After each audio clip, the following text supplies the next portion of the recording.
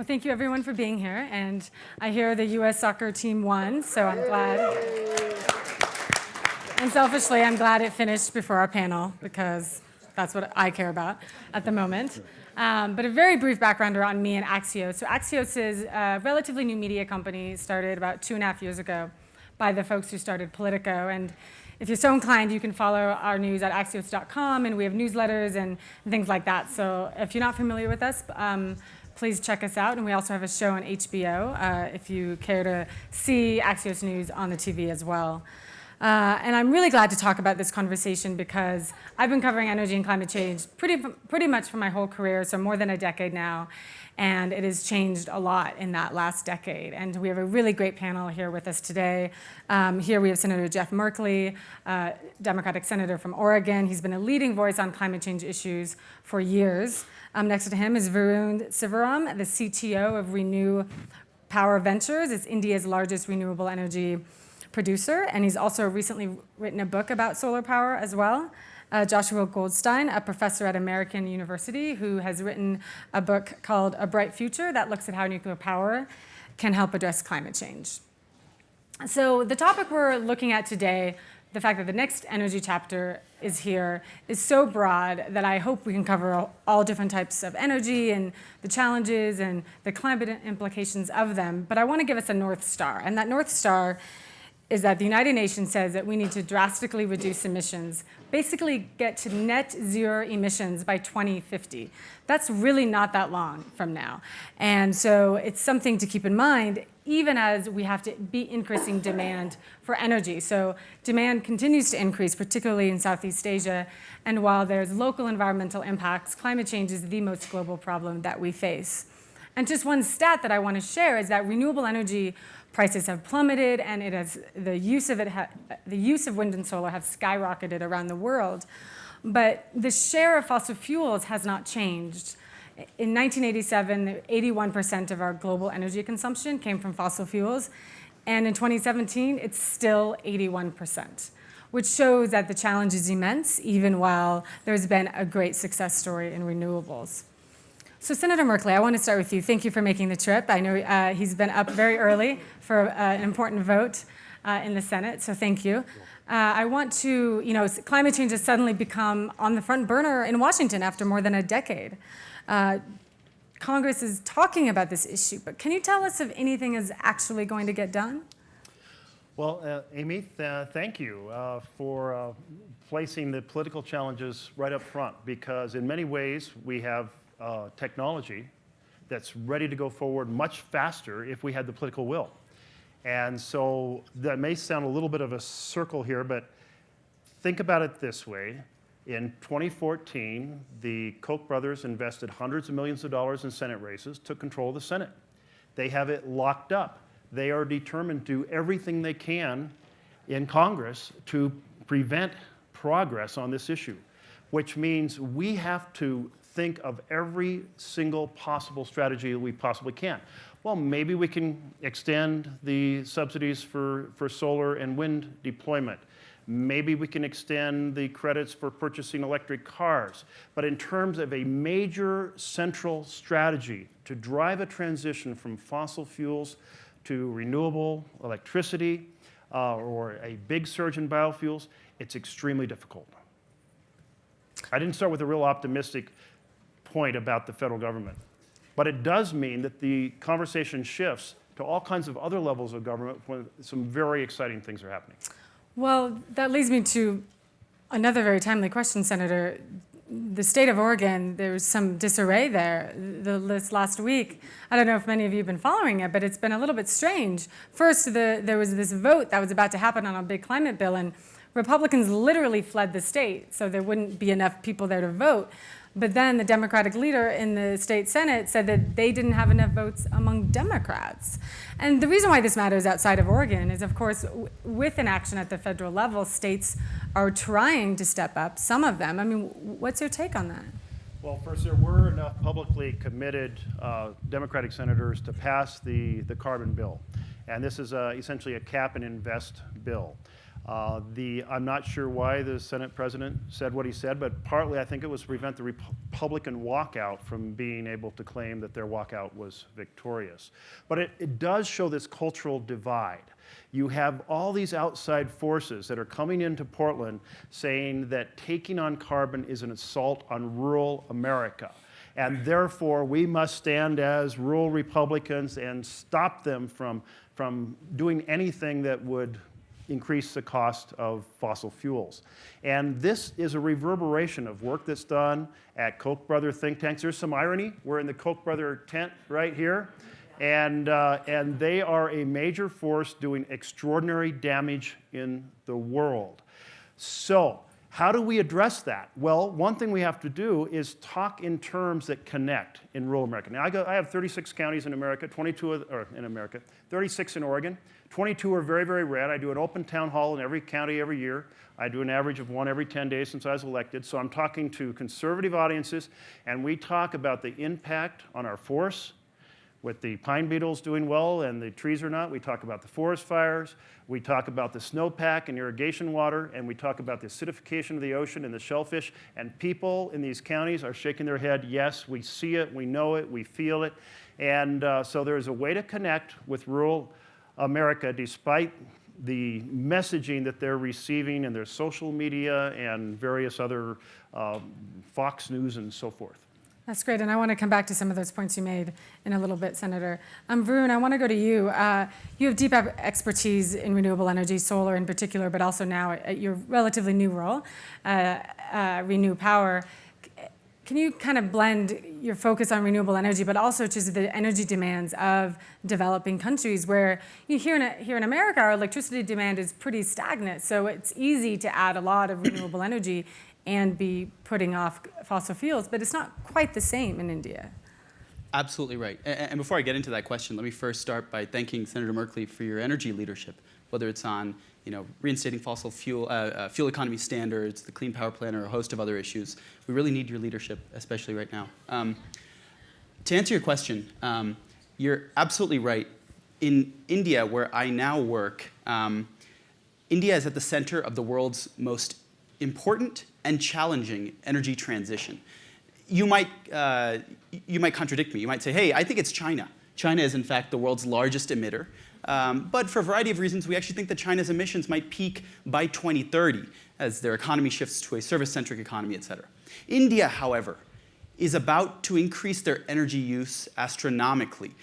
Over the next 20 years, by 2040, India will account for 25% of the world's primary energy demand growth. India will therefore account for 11% of the world's primary energy demand by the year 2040. It's happening as 200 million people move into cities, as a rising middle class, buoyed by the world's fastest growing major economy, demands basic necessities like air conditioning. As a result of this massive demand growth, the energy transition is super hard.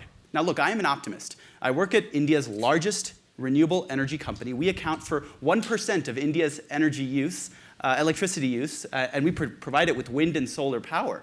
And the Modi government, already ambitious in its targets, just released a new target, 500 gigawatts of renewable energy by 2030.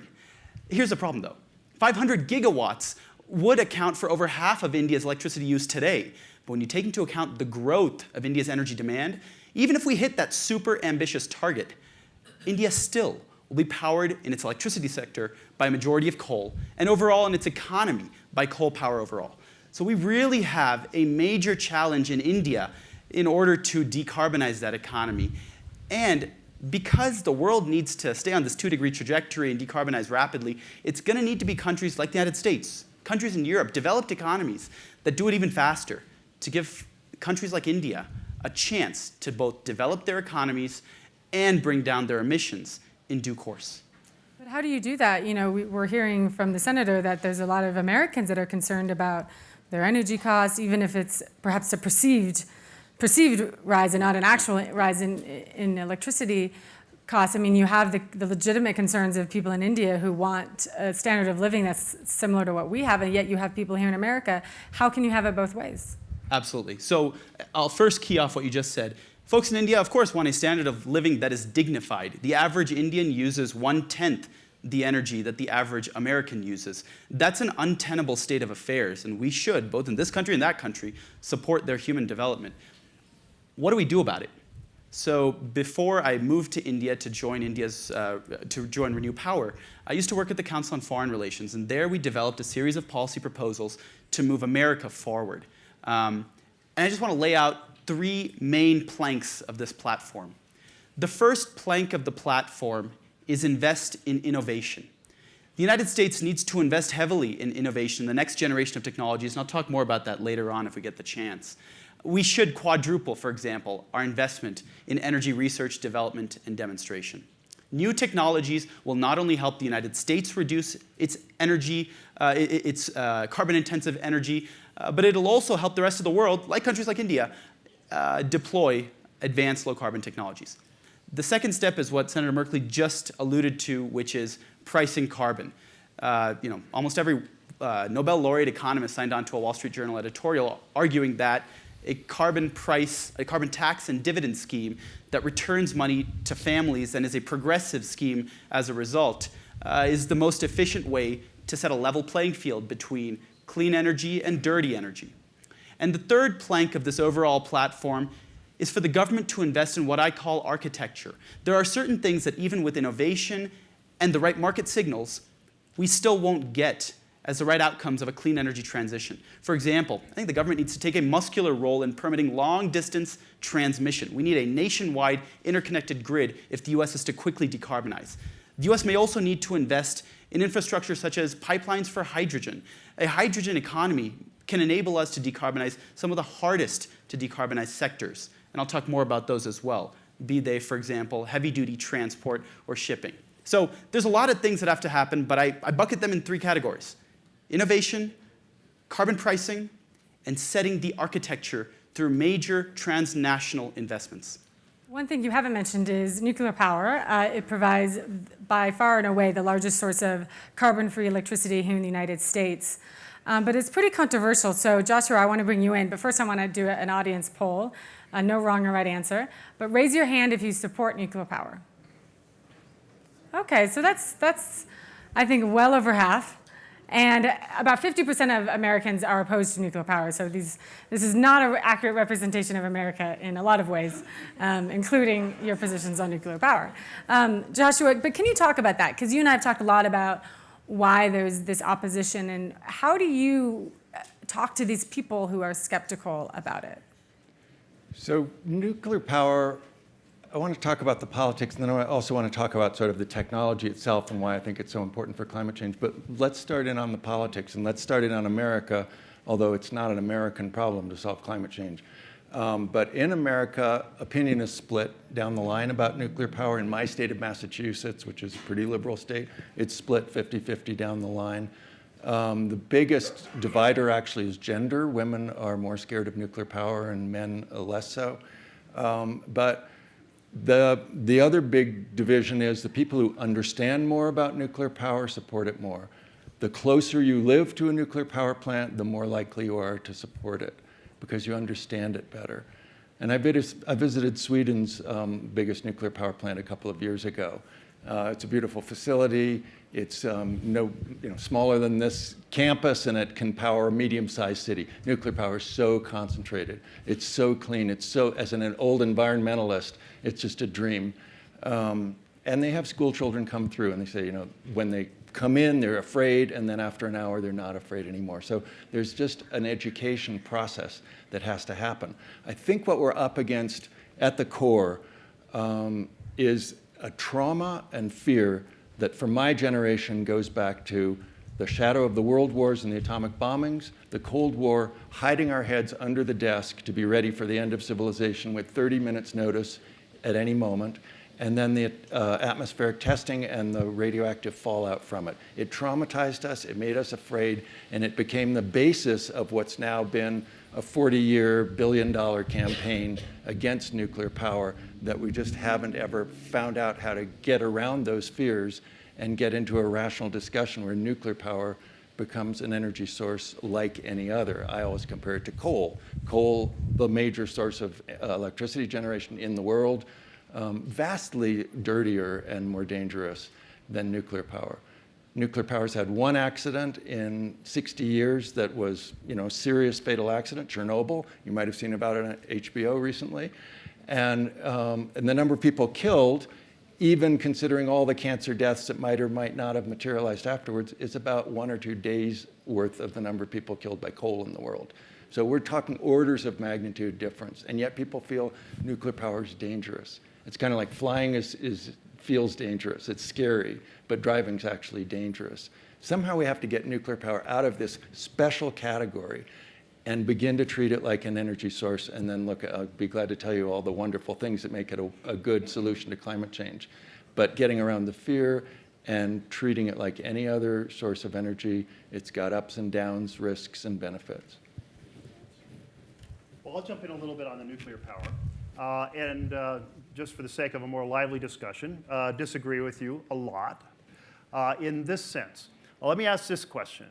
If you have a choice of investing in a solar development, utility scale solar development, that can produce electrons at 3 cents per kilowatt hour, or a nuclear plant that's going to cost you 12 cents per kilowatt hour, which one would you invest in? How many would invest in the solar? How many would invest in the nuclear? Okay, that's interesting because you're willing to pay 4 times as much per kilowatt hour. And that's some differential may make sense in the context of difference between base load and variable power. But most parts of our country are not at a point now where we're at an absorption rate on renewable that we have a significant challenge with overloading and shifting. We have a lot of strategies to shift power.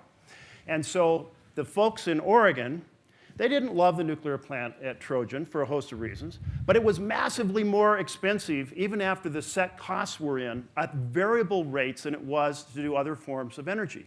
And now, in America, you build a new nuclear plant, like the 2 that collapsed in South Carolina, the one being built in Georgia. They're massively expensive by comparison. I mean, I'm understating the difference.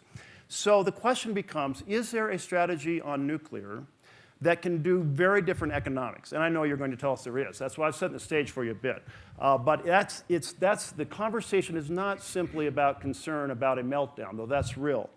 But when you are concerned about earthquakes, sabotage, you start thinking about, can we build a nuclear reactor that's far safer?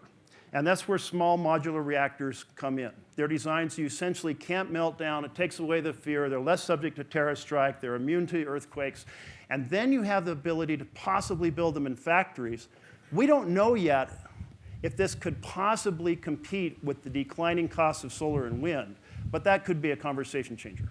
Joshua, did you want to respond? You're setting up some straw men here because you're talking about a new plant in Georgia. Let me agree with you. Nobody's going to build a plant like that. The cost is insanely high. It's completely botched from start to finish. That's not the way we're going to ever go forward on nuclear power. But let me talk about my state of Massachusetts. We had one nuclear reactor, Pilgrim plant, and just a few weeks ago we shut it down because we were uncomfortable with nuclear power. Perfectly good nuclear plant. It produced electricity at 4 cents a kilowatt hour. We're replacing it with a contract for offshore wind, which won't even be there for 10 years. We're actually replacing it with natural gas, right? Built 3 new natural gas plants that came online as the nuclear plant went off. Then we hope to bring in wind power at 7 cents a kilowatt hour. So let me ask you, how many of you would like a nuclear plant for 4 cents a kilowatt hour? And how many would you like offshore wind for 7 cents a kilowatt hour? But we know that inherently nuclear power can be cheap because the countries that have successfully done it, and I want to talk about France and Sweden particularly, did it cheaply. Electricity in France now is about half the cost of electricity in Germany. Germany's trying to go all in with renewables. France is 75 or 80% nuclear power. But in addition to being cheap, it rolls out fast. And this is why it's such an important solution for climate change, and it's a lot faster than renewables. Look, climate change is not an American problem, it's a world problem. And the only metric that matters is how fast we're adding carbon to the atmosphere. Right now, it's not even slowing down. Last year, highest ever, not even slowing down. We're not even peaking out yet. Paris Agreement, and this is my field, international relations, world governance, the best we can do, would only flatten that out. That means every year we're adding as much carbon next year as we are this year. That's not going to do it. We need to slam on the brakes and drop it in just 30 years. This is a massive transformation that needs to happen. Do you have a quick comment? Yeah. Comment? Quickly, let's say, again, from the Indian perspective, we are counting on this country to reduce your emissions as quickly as possible. If you shut down an existing nuclear power plant and replace it with anything that's more carbon intensive, it's morally reprehensible from our point of view. The second thing I quickly want to say is I'll key in on what the senator mentioned, that in many parts of the country, most of the parts of the country, we're nowhere close to the level of renewables where the grid can't absorb them. You're absolutely right, sir. In some pockets like California, we're getting to that point, but otherwise, largely you're right. They ship it to Oregon. They ship to Oregon. However, the reason I wrote my book is because I worry about a future 10, 20, 30 years ahead where we have become complacent. We say, we'll never get to that point where the renewables hit that penetration ceiling, that there's too much wind and solar energy, too much climate variability, and as a result, we no longer can put more solar or wind, the grid breaks down, our power prices go up. We need to prepare for that future right now. There are many ways to do that. Build a lot of transmission. Storage is one tiny element of it, but you should build a lot of storage. And a fuel mix that is flexible. Nuclear plants, natural gas with carbon capture, these can all be flexible sources that compensate for renewable intermittency. Finally, the fourth plank is you add flexible demand, whether it's electric vehicles that charge at the right time. But if you take any of these options off the table, I promise you, you will not get to the world that I write about, which is 33% electricity from solar by 2050. You cannot get there if you don't harvest all four of these opportunities. Taking any option off the table, whether it's nuclear or anything else you might consider distasteful, so long as it's zero carbon, taking anything off the table is morally reprehensible. Senator, what do you think about that? Because plants are shutting down, nuclear power plants are shutting down in the US, and natural gas is replacing it. Do you support that? Yeah, I'll come to that. But first I want to build on the size and challenge of what we have. I was recently at a brew pub in Oregon in Bend that's built an observatory. And they have sixth graders come in the day and learn things and then come back at night and look at the stars. And so the owner of the pub, Worthy Brewing, says, come over and talk to these sixth graders. And they have a scientist on staff. And the scientist was teaching them about the number of galaxies, like our Milky Way in the universe. And they said, how many galaxies, Senator, do we estimate there are in the universe?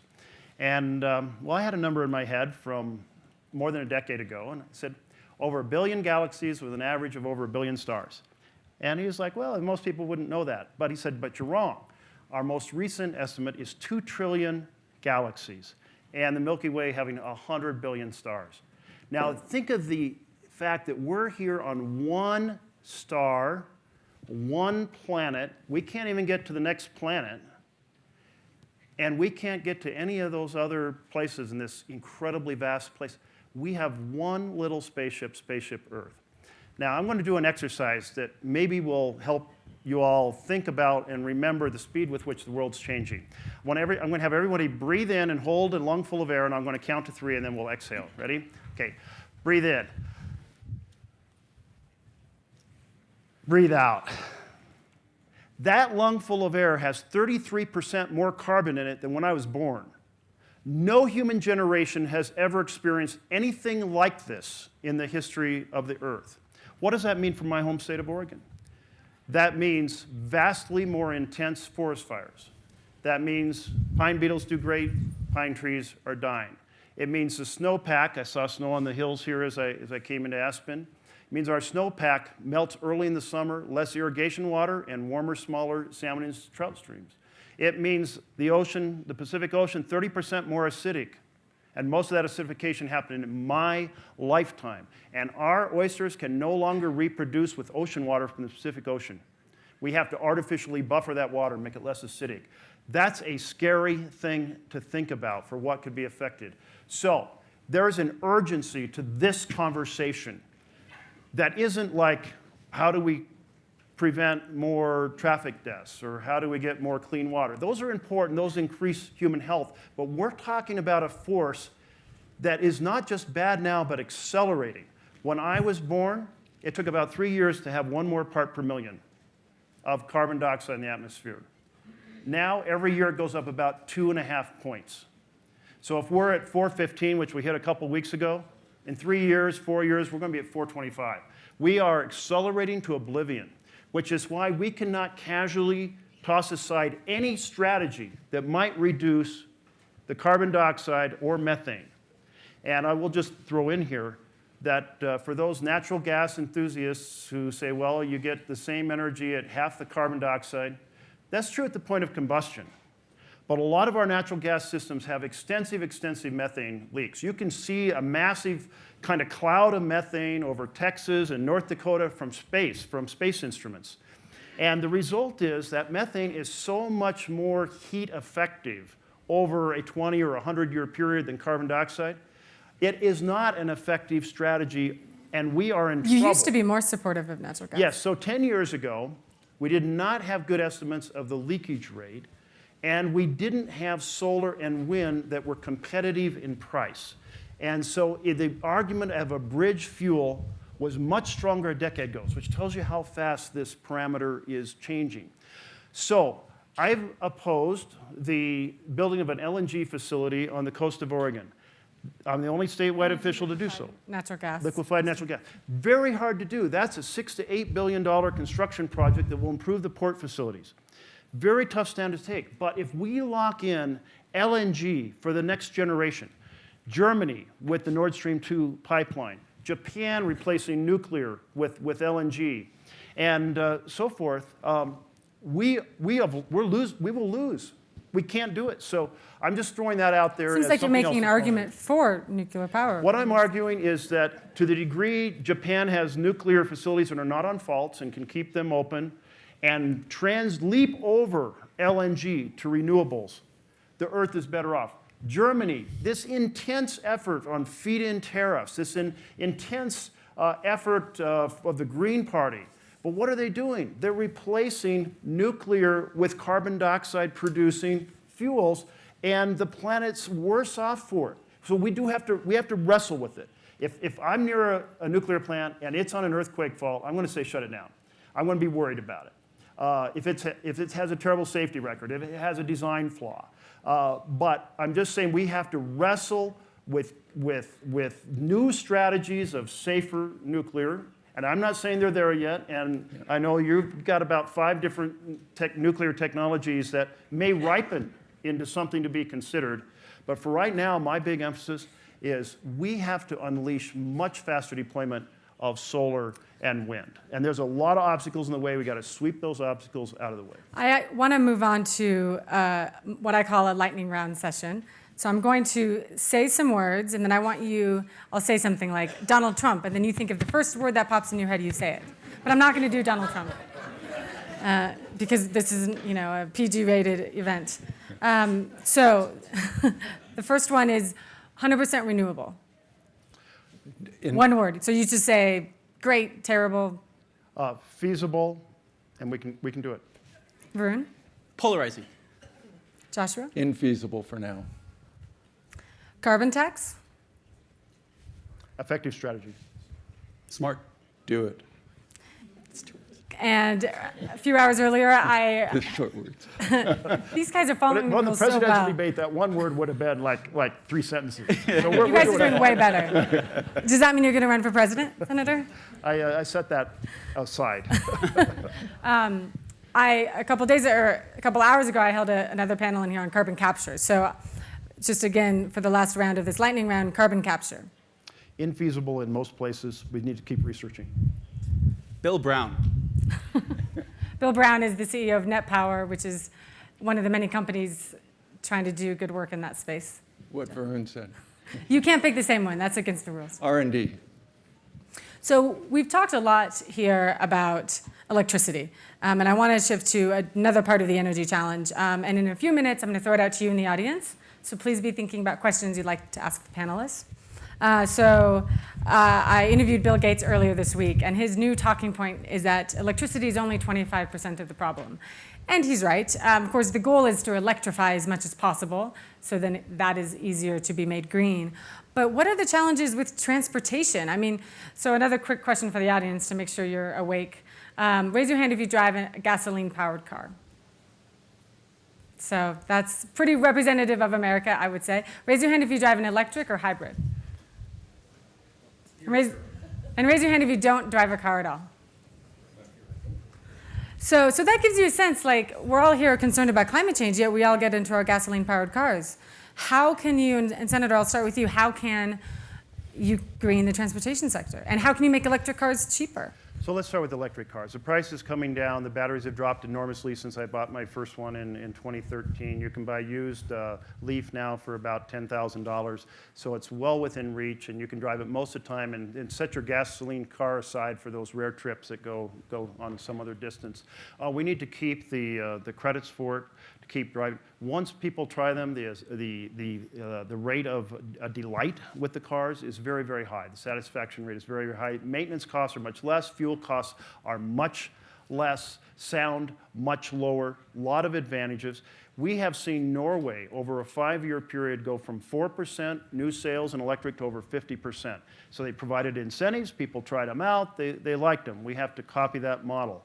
Now and I have a ZEV bill, by the way, zero emission vehicle, that builds on California's strategy. It says basically by 2030, 50% of the cars sold have to be electric, and by 2040, they have to be 100% electric.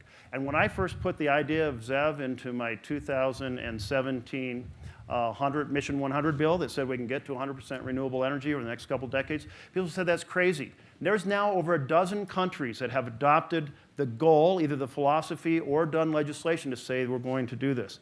Electric buses. Let's talk about that. It costs about $200,000 more for an electric bus and a diesel bus, but you save about $40,000 a year in maintenance and fuel. So I've proposed, okay, let's lend transit districts a low-interest loan to cover the distance between the two costs so that the price shock, there's no price shock, and they come out ahead on a life cycle basis. And people like these electric buses. We're going to see 5 years from now a massive transition to electrics. I'll stop with those two. Varun, do you want to jump in? Yeah, so the senator talked about passenger vehicles, and I tend to agree with the senator that electric vehicles make sense for passenger vehicles. Look, it's going to take a long time for the stock to totally turn over, so it'll probably need fuel economy standards that have teeth in the meantime. But let me set aside passenger Of course, vehicles. those are being rolled back by this administration. That are being rolled back by this administration, but which... Canada's just joined California. Yes. Yesterday. But let me say that most of the growth in the transportation sector's fuel demand is not going to come from passenger vehicles. It'll come from heavy-duty trucking, shipping, and aviation. These three sources are what we call really hard to decarbonize sources because electrification may or may not work. On heavy-duty trucking, Elon Musk has a thesis that it'll work. We don't know if he's right. On shipping, it almost certainly will not work, and on aviation, it almost certainly won't work for anything longer than a short hop route. What do we do about these hard to decarbonize things? And by the way, when I talk about hard to decarbonize sectors, I talk about heavy-duty shipping, aviation and trucking, as well as industry, cement, aluminum, steel. Together, this is 30% of global emissions. And to make things like wind turbines and solar panels. Yes, absolutely. So what do? We're going to need drop-in replacement fuels for today's hydrocarbons. We're going to need to continue burning hydrocarbons, but we got to make them carbon net neutral. So for example, we need to harness solar energy to then split water, it's a process called electrolysis, and combine the hydrogen we produce with captured CO2, thank you, Bill Brown, to produce what are called synfuels, synthetic fuels, and use these as drop-in replacements, for example, for jet fuels. Ammonia may be an energy carrier of the future for the shipping industry. These are all really out there ideas that we aren't investing too much in right now because we're all focused on wind and solar. And look, I'm a happy guy. I work at a wind and solar company, right? I hope we keep doing that. But to decarbonize the hardest sectors of the economy, we have to think bigger than just electrification. Yeah, the global carbon emissions, if you make a pie chart, it's about a quarter electric grid, a quarter agriculture and land use, and the other half is all industry, transportation, building heating, and a few other little things. So you think electricity is not important, but the point is by 2050, if we decarbonize the world, all that right-hand side of this pie chart is going to be electrified, either directly, like your electric vehicles, which I love and I agree and thank you, or the drop-in fuels, which are going to need cheap, clean electricity to fuel them. So we think about today's grid, if you think of that as 100%, all the electricity we generate in a year in the world from all sources, that's 100%. And 80% of it is fossil fuel. This is where the 100% renewable argument kind of goes to, well, we need 80% of that of new clean generating, but we actually need about 8 times today's electric generating, because we need to do all that electrification, and then we need to lift up all the people in India, Indonesia, and around the world that are getting their feet under them and growing out of poverty. 100,000 people or more per day are joining the electric grid, and this is great. Air conditioning in a heat wave, that's life and death stuff. So and then we're going to need to sequester from the atmosphere. We're going to need to desalinate the ocean.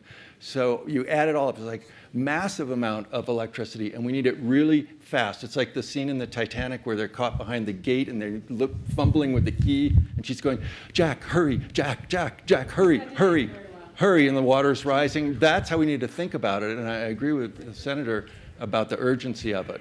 But if you do the math on it, the renewables are too slow to pick it all up by itself. We need all of that. You reach in your bag, all the renewables, all the substitute fuels, all the technologies we've heard about, and then you're about halfway there, and you look in, and nuclear power is what's left in there. We need to use that too. So I want to go out to the audience, but before I want to do one more lightning round question. So I've often said that in a global renewable energy transition where the world really does rapidly transition and we become dependent upon rare earth minerals and wind and solar power and electric cars, that China will be the new OPEC in terms of geopolitical influence and power. And China is taking on a renewed attention with President Trump in the tariff war. So I want to hear from each of you. Do you think China is a partner or an adversary or a both in clean energy and climate change? Well, they're a competitor. For example, they have 100 electric car companies. But in my mind, their efforts to go forward, we should absolutely embrace. The subsidies that give them advantage in trade, that's a different piece because it's not a level playing field. But essentially, we have to encourage every country to go faster and to think hard about building less fossil fuel infrastructure. And I, at some point, said it's not an American problem, it's a world problem. But I think there's a special necessary role for America. We need to have a president, a leadership in the United States that will not only drive this transition much faster, and solar and wind could progress much, much faster. We have enormous amounts of parking lots and rooftop and opportunities that our utilities don't necessarily want us to put distributed solar onto, and we have laws that have to be changed to do that. We have incredible amounts we can do with institutions adopting plans. Sierra Club is going to city after city and saying, develop a 100% renewable plan and do a work plan for your first 3 years. What you start to change in our homes, that's like changing our furnace to a heat pump. It's changing our hot water heater to electricity. It's signing up for green electrons, getting a plug-in car, and changing your light bulbs. And you've just massively changed your footprint. And so, well. Varun, what's your position on China? For me, China's a mixed bag on climate. Look, I'm thrilled that China's stepped up, taken leadership, said they'll peak emissions before 2030. They could do a lot better than that. But on the flip side, they're also exporting coal reactors. They're building them in Indonesia, for example. The Belt and Road Initiative is fairly carbon intensive. What I do like about China is they're investing heavily in innovation. And I think China will become an innovative powerhouse, whether it's in solar technology, wind technology. And in the corporate sector, I use them all the time as a vendor and as a technology partner. But of course, I really think, as an American, I want the United States to compete with them on the innovations of the future and not cede this ground, whether it's in advanced nuclear or advanced solar. China's emitting more carbon now than the United States and the entire European Union combined. And if you look at the graph of how that happened, they joined the WTO, the carbon emissions took off, and ours kind of go down slowly. We export our manufacturing and our carbon emissions to China. The California orders the whole San Francisco-Oakland bridge from China. They build it with coal. They ship it over and put it together in California, and then California's got low carbon and China's got high carbon. So we're kind of fooling ourselves, but they have to be a partner. We need to work with them. And by the way, they're kind of on the fence about nuclear power, and we need to encourage them. They could build out 600 reactors in 15 years, the way France built out theirs really quickly, and take coal off the grid altogether in China. That would be 12% reduction in global carbon emissions just from that one policy, but they're not sure whether they're going that way or not. I do want to throw it out for questions from the audience. We have 2 mic runners going around, and please state your question in the form of a question. We can take longer conversations offline. Hi, Varun. So direct air capture, We talked about it earlier in one of Amy's sessions. We talked about having all of the above options. Regarding natural gas, is there a way to do something similar with methane using a technique similar to direct air capture? There is. In fact, there's a great a Stanford paper that came out. You know, Just the journal. came out. Was Just it in came out. Nature? Yeah. That came out a couple months ago. Here's the rub. What they want to do is sequester methane using direct air capture, but in a process that's probably going to emit CO2. And as Senator Merkley mentioned, there's kind of a trade-off in timescales. Methane is a high-intensity greenhouse gas in the near term, 20 to 100 years, and carbon dioxide is a long-lived greenhouse gas that can raise temperatures over the long run. You know, we've locked in climate warming for the next 10,000 years. So the Stanford paper demonstrated that, in fact, if you did air capture of methane, and it's large but of a reasonable scale, you could actually sequester a lot of the world's methane, release some of the CO2, and then later on sequester the CO2 with direct air capture of CO2. So it's an interesting paper. I urge you to check it out. More As long as- questions? Oh, sir, no, go. As long as we're talking about air capture, deforestation is a big contributor to the problem of carbon dioxide in the atmosphere. People used to say, if only could invent something to take carbon dioxide out of the air. Say, well, we grow millions of those in Oregon. But forest fires reverse that process, and deforestation of the Amazon and Indonesia, and there's a whole ecological strategy that needs to be part of the technological strategy. Great, a question in the back? Thanks, great conversation. I'm from Rocky Mountain Institute, an organization based here in the Valley that works on a lot of these issues you all are talking about, except for nuclear. My question for the Senator is, can you speak specifically about your thoughts on the Green New Deal? Sure. Green New Deal has four basic goals. It's a resolution, not a bill. It has four basic goals. It says, first of all, we have to recognize we have a massive, massive problem. Second of all, that we have to have an incredibly bold, aggressive response. Third, that in doing so, we can create millions of jobs here in America. And fourth, we can help steer a lot of those jobs to communities that have been bypassed previously. And that means rural communities, former fossil fuel communities, frontline urban communities. Those four principles, which you will find in my 2017 Mission 100 bill, if you'd like to see how to translate that into an actual legislation. More questions? The men in the hat? Can each of you describe a new technology that's giving you a lot of optimism that we may hit some goals or make some progress on climate change?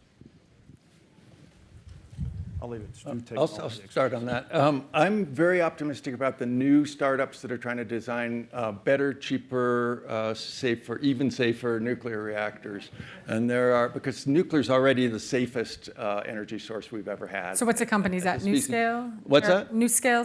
Something like NuScale, Terrestrial, TerraPower, Kairos Energy, Thorcon. There's about 50 of them, and we're not sure which ones will work, but they have in common that it's too expensive to build a big nuclear plant. We get into these fiascos like in Georgia that was definitely a no-go. But if you can build them probably smaller, definitely centrally, build them in shipyards and float them to where they're going, or possibly in factories and put them on trucks. That's the NuScale. That's an Oregon company. And then inherently, because nuclear is so concentrated, you can potentially outcompete fossil fuel on price. And that's what you have to do, especially for the poorer parts of the world that are not going to pay a premium for green energy. You've got to be able to produce it centrally, ship it out. And we could do that in the United States and export and create a lot of jobs too, so that's a political win. It's got bipartisan support in Congress, which is unusual, and therefore makes it a good option for pushing forward in the US government on climate change, because you can get both sides of the aisle behind it. Varun, do you have a technology in mind? Yes, I've got two really quickly. The first is a new solar panel technology that can enable thin, lightweight, flexible, colorful, semi-transparent coatings that are even more efficient than today's panels. The technology is called perovskite. I urge you to follow a company called Oxford Photovoltaics. And the second, I want to give And one where more are they shout based? Where are they based? out. They are based in the United Kingdom, but their factory is in Brandenburg, Germany. So no China connection. I'm sorry? So no China No connection. China connection, but there are a bunch of perovskite companies coming out of China as well as out of the United States. Swift Solar out of Colorado, as well as Tandem PV out of Lawrence Berkeley National Lab. One more shout out. I'm looking at Mark Lundstrom over there. You guys should talk to him. He's developing the world's longest plane that can take wind blades for a wind turbine, that can be 100 meters long, a football field. You take these blades and you enable wind that's onshore to generate far more power than with our current limitations, where you can't really get the blades under bridges or around turns on trucks.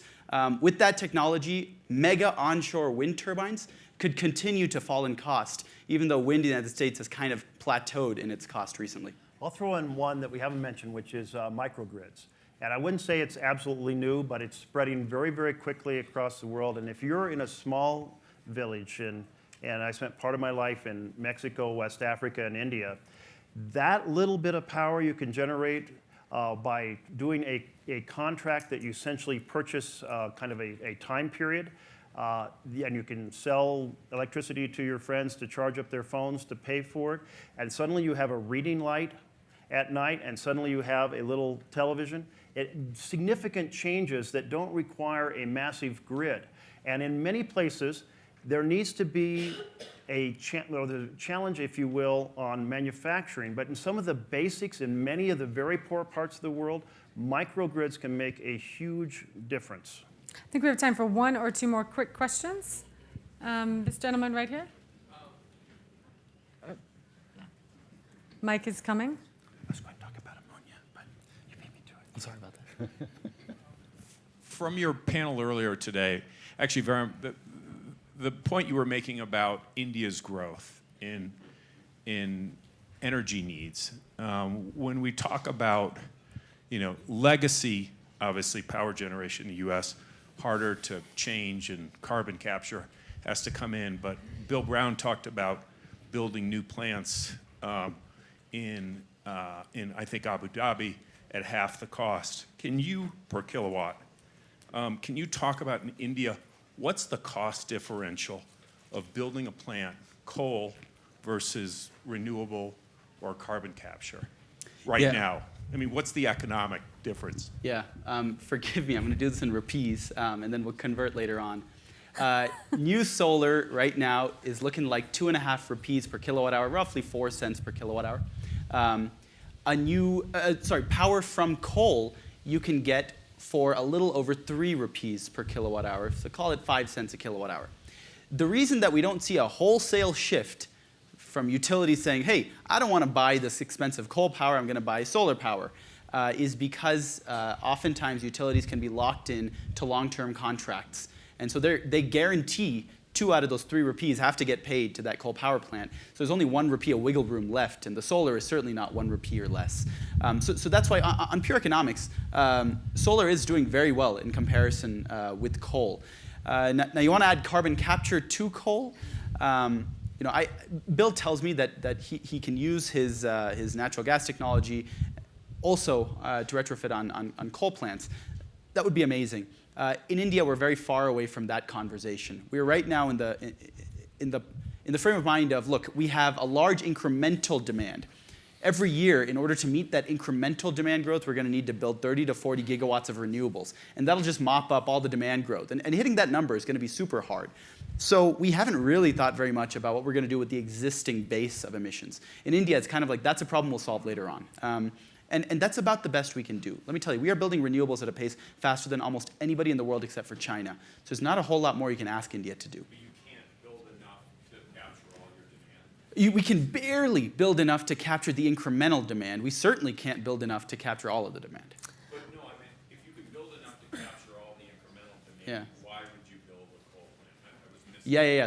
So the projections from the Indian Ministry of Power and Finance are that beyond 2022, you won't actually need to build any new coal plants. And there's some existing ones that'll get completed by then, but you won't need to build any new ones. Still, though, there are existing plants with plenty of capacity to be utilized a little more. And so we got to make sure that that doesn't happen either. So I do want to do one more concluding lightning round question. And because we are pretty much out of time, you do have to keep it quite short if possible. And maybe we can do some offline discussions afterwards. But so on a scale of 1 to 10, 10 being 100% confident and 1 being not at all, in 10 years, how do you think the world will be on track to meet the Paris Climate Agreement goals? No. 1. Irrelevant. Paris Agreement is not the solution. It's just what we could get countries to agree on. And that's not the solution we need. Well, it sounds like we need to come back another year and check in. So I want to say thank you to everybody in the panelists.